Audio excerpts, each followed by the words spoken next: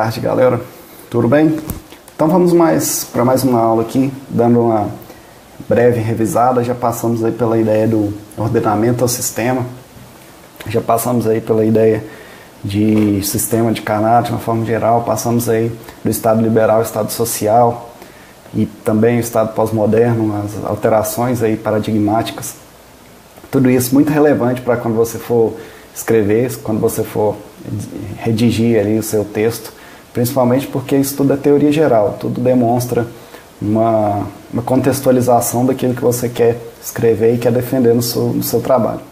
Hoje a aula vai ser sobre direitos fundamentais, passando principalmente aí pelo caráter histórico, caráter de evolução, e também é algo muito relevante porque é um tema que encontra-se no cerne dos 3 livros cobrados na prova. Tudo bem? Então, inicialmente, falar que os direitos fundamentais eles ganham relevância no atual contexto, principalmente em razão de 2 fatos. Primeiro, a globalização, e aqui eu assisti inclusive um documentário ontem que eu recomendo, muito bom, que é aquele A Corporação, falando como que as grandes empresas, as multinacionais, com a era da globalização, elas passam a sobrepor até mesmo algumas determinações legais, ou até mesmo fazer, digamos assim, lobby para conseguir. Aí vale lembrar aí a ideia dos transgênicos, que há pouco tempo os nossos governantes aí, os nossos legisladores, por pouco não deixou passar aquela obrigação de informação ao consumidor. Então isso é um lobby muito político das multinacionais, principalmente aqui a Monsanto. Lembrando então que os direitos fundamentais, eles ganham essa relevância em primeiro ponto, em razão dessa globalização, e no segundo ponto, aquela ideia de paradoxo da positivação. O que é isso, paradoxo da positivação? É a ideia de que algumas minorias, elas precisam se proteger das maiorias. E a partir do momento que elas conseguem alguns direitos fundamentais, esses direitos fundamentais, eles estão dentro do que Ferraioli fala, a esfera do indecidível. Para dar um exemplo para vocês aqui,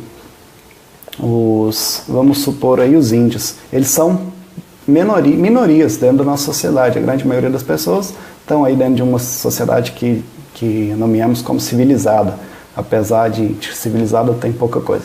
Enfim, só que os índios eles têm os seus direitos fundamentais, reconhecidos em tratados, reconhecidos na nossa Constituição, inclusive. E esses direitos fundamentais eles estão dentro de uma ideia de esfera do indecidível. Nem mesmo se a grande maioria da sociedade brasileira resolver falar assim, a partir de hoje ser índio é crime. Isso não é possível, a partir de hoje os índios não têm direitos mais. Por quê? Porque há esse paradoxo da positivação. Algumas minorias, após ter conquistado seus direitos fundamentais, eles estão dentro da esfera do indecidível. Nem sequer grandes maiorias não podem ali eliminar aquele direito. Há aqui bem uma ideia de cláusula pétrea também, né? Nem sequer uma PEC ela pode modificar alguns direitos que foram conquistados a duras lutas, principalmente pelas minorias. Esses são grandes pontos que atualmente dão relevância aos direitos fundamentais, lembrando aqui que o direito ele passa a se preocupar especialmente com setores, mulheres, negros, homossexuais, consumidores, idosos, crianças, os vários setores que formam minorias, eles estão ganhando cada vez mais relevância no nosso sistema jurídico, principalmente com a ideia de proteção à pessoa humana. Isso é um ponto que faz dar o destaque aí aos direitos fundamentais, porque que eles são estudados tanto hoje, porque que eles são referenciados de forma tão intensa. Perfeito? Então a primeira tese, aí, apesar de terem aí vários conceitos sobre o que vem a ser os direitos fundamentais, uma que eu acho que é a mais pertinente é que, na verdade, os direitos fundamentais são normas jurídicas que possibilitam a tutela da pessoa frente ao Estado. De uma forma geral é isso.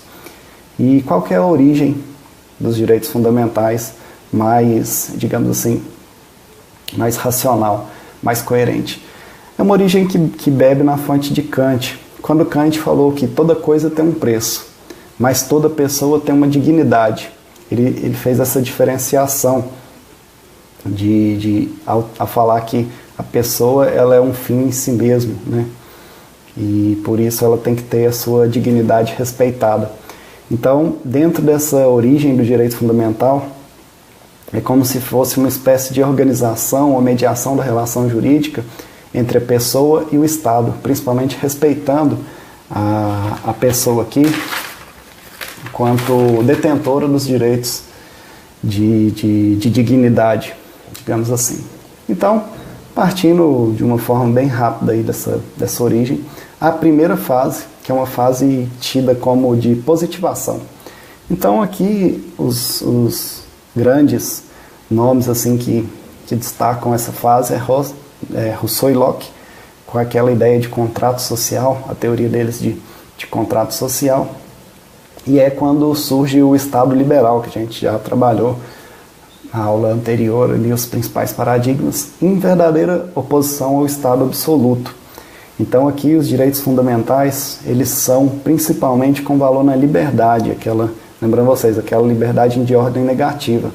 A intervenção do Estado ela era mínima. O Estado ele basicamente servia como se fosse um legislador ordinário, para dar as bases mínimas para que o Estado e a sociedade, lembrar aqui do Adam Smith, quando ele fala da mão invisível do mercado, que irá regular ali a sociedade, irá fazer o que é melhor, ainda muito presente na mentalidade americana.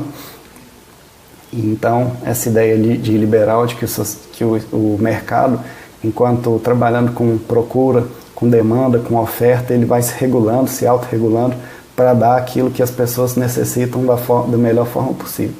Então, essa primeira fase, que é a fase da positivação, tem como base principalmente esse valor de liberdade, e é quando os direitos fundamentais aí, eles se inserem principalmente nos direitos individuais. Os direitos individuais mesmo que nós temos até hoje, direito à autonomia, liberdade, esses que são os direitos aí ditos como direitos de primeira geração, né? Uma segunda etapa histórica aí dos direitos fundamentais, ela passa pela fase de generalização. E aqui é uma causa bem interessante. E o livro que eu até já citei do Daniel Sarmento, que é Direitos Fundamentais e Relações Privadas, ele trabalha isso com um pensamento bem legal. A grande causa para essa generalização dos direitos fundamentais foi a exploração da classe trabalhadora. Então, com o advento da Revolução Industrial, percebam, as pessoas trabalhavam 14, 16 horas por dia, criança, não tinha férias, não existia domingo, então foi uma classe que foi extremamente abusada, extremamente explorada, e com o tempo eles perceberam que tinha uma força, que poderiam ter uma força, e começaram a reivindicar, aí, lembrando aí dos movimentos, o próprio anarquismo, a própria ideia de socialismo começa a surgir nesse contexto, e há uma pulverização dos direitos com um valor que é o valor fundamental, aí, que é a igualdade. Percebam que os direitos que eram tidos como direitos humanos, os supradireitos, acima do ordenamento, de certa forma, eles passam a ser normatizados, eles passam a ser, então, direitos fundamentais. Lembrar sempre dessa diferenciação. Direitos humanos é aquilo que está além da normatização, principalmente da Constituição. Direito fundamental é aquele que foi positivado, aquele que foi normatizado e está inserido na Carta Constitucional como verdadeira garantia a todas as pessoas que fazem parte daquele Estado. Então, dentro desse histórico aí da fase da generalização dos direitos, principalmente com valor fundamental na igualdade, há aqui o surgimento dos direitos tidos de segunda geração, que são os direitos sociais, aqueles direitos que o Estado tem que prover o mínimo para as pessoas terem uma vida digna. Então, existem duas constituições que são muito famosas nesse período, que é a Constituição Mexicana de 1917, que garantiu o ensino público e gratuito, né? Então, percebam, o direito à educação passou a ser um dever do Estado, como se ele tivesse que dar um mínimo para a sociedade, o mínimo, a educação. E também a Constituição de Weimar, de 1919, e um dos pontos assim, principais que essa Constituição descreve aí como direito social é a ideia de que a propriedade obriga. Então, a ideia de função social da propriedade. A propriedade ela não pode ser uma garantia e uma liberdade total, né? Aqui, principalmente, um valor de justiça, ele vai ganhando também uma força um pouco maior. Percebam que nessa segunda fase dos direitos fundamentais aqui de generalização, O Estado estava preso a uma ideia de programas a serem cumpridos e, por isso, garantir esses direitos fundamentais. O programa ia garantir uma escola pública e gratuita, enfim. Só que esses programas tinham preços altos, digamos assim, né? E essa é uma das razões por ter, assim, de certa forma, uma derrocada desse período. Para um terceiro período, eu não dou conta de dobrar o dedo aqui, enfim. O terceiro período, que é o período de internacionalização dos direitos fundamentais. E esse é o mais importante para vocês, porque principalmente passa pelo livro do Marcelo Neves, de Transconstitucionalismo. O que é essa terceira fase dos direitos fundamentais aí? Principalmente depois da Segunda Grande Guerra, aí com a Declaração dos Direitos Humanos, a criação da ONU, são vários, digamos assim, um apelo discursivo global para ter um monitoramento internacional dos estados se eles estão cumprindo os direitos que são ditos como direitos humanos previstos em tratados internacionais. Aqui a gente pode destacar instituições como a própria ONU, a OEA, a existência do Tribunal Penal Internacional, aí, com algumas condenações históricas já, fazendo de certa forma uma relativização da soberania e dessa forma garantindo que até mesmo um órgão acima do supraestatal, digamos assim, ditem algumas regras que o Estado deve seguir a fim de proteger alguns direitos que são reconhecidamente internacionais como fundamentais. Esse é o cerne, digamos aqui, do livro e a teoria do Marcelo Neves, de transconstitucionalismo, essa, de certa forma, mitigação da soberania de um Estado e abertura ao diálogo, lembrando vocês aquela ideia do ponto cego, eliminar esse ponto cego que o Estado pode ter com relação à proteção de um direito humano no seu âmbito interno. E aqui eu acho um ponto interessante para vocês terem ciência, é a ideia de bloco de constitucionalidade. O que é isso? É aquela ideia de que existem vários atores que podem legislar sobre direitos fundamentais. E, na verdade, direitos humanos se tornam direitos fundamentais ao entrar no nosso sistema jurídico dentro da Carta Constitucional. E aqui lembrando aquela cláusula aberta dos direitos fundamentais, que está ali no artigo 5º, parágrafo 2º e 3º.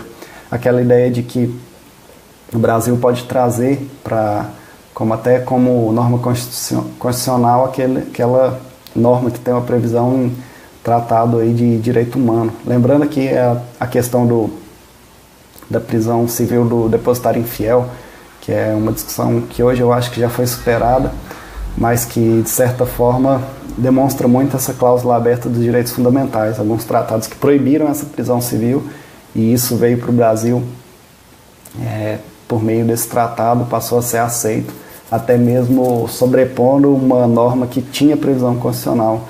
Lamentavelmente, tinha essa previsão constitucional.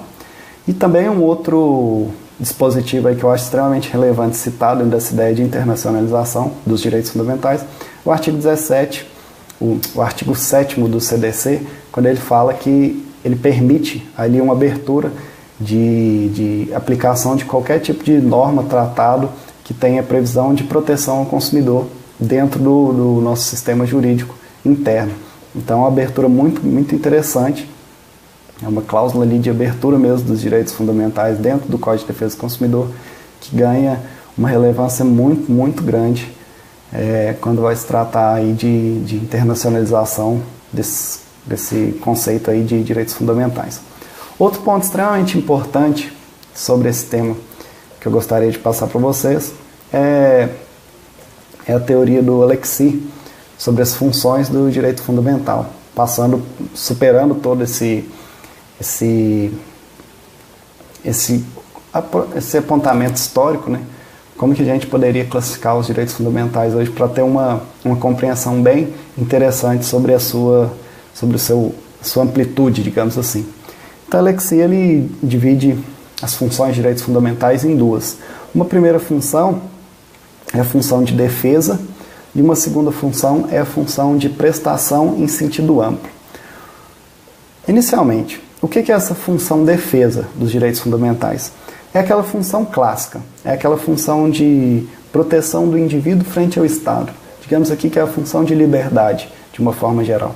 Então, a primeira função dos direitos fundamentais é a função defesa e a função clássica, aí, indivíduo versus Estado e a proteção que o indivíduo tem perante esse Estado. Mas aí o grande destaque para essa ideia aqui vem da função de prestação em sentido estrito, que é a segunda função dos direitos fundamentais, segundo o autor. E essa segunda função, ela se divide em outras 3 subfunções, digamos assim.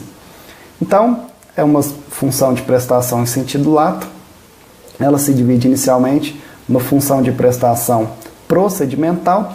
E o que é isso? É uma ideia de que o Estado ele deve legislar a fim de garantir esses direitos fundamentais. E é interessante essa parte de função de prestação procedimental, que o Estado não só tem que legislar, criando normas, como também criando instituições que darão a garantia desses direitos fundamentais. Para citar 2 aqui, Ministério Público e Defensoria Pública. São instituições aí que estão sempre lutando pela prestação dos direitos fundamentais. Então, há essa aí compreensão pelo autor de uma das funções dos direitos fundamentais, a abstenção do Estado de legislar tanto quanto a normas, tanto quanto instituições que garantam a proteção dos direitos fundamentais. Uma segunda subespécie aí dos direitos, das funções prestacionais em sentido amplo é a função de prestação em sentido estrito dos direitos fundamentais. E aqui é aquela ideia dos direitos sociais mesmo, é o Estado provendo o mínimo, é o dever do Estado de fazer aí, garantindo os direitos à educação, à saúde, a dignidade mínima das pessoas, até uma PEC aí que encontra-se em discussão, o direito à felicidade. Então, aqui, percebam, a função do direito fundamental de prestação, lato sensu, mas de prestação no sentido estrito, é aquela prestação mesmo, é o dar aquela garantia mínima do direito fundamental que é necessário para que a pessoa tenha, digamos aí, uma vida digna, uma vida ao mínimo, como eu diria, que provenha um mínimo, né, os direitos aí que dão pelo menos uma capacidade de existência, de sobrevivência à pessoa. E por fim, o terceiro subtópico aí da função de prestação sentido amplo é a função de proteção. E aqui é aquele aspecto horizontal dos direitos fundamentais, eu acho que é o que tem maior importância para vocês, e é o tema que vamos entrar de cabeça na próxima aula, que é aquela ideia de que o direito fundamental ele deve ser respeitado, inclusive, entre 2 particulares. Os direitos fundamentais ele tem aplicação, inclusive, quando a relação jurídica é entre 2 particulares, cada qual com o seu direito fundamental.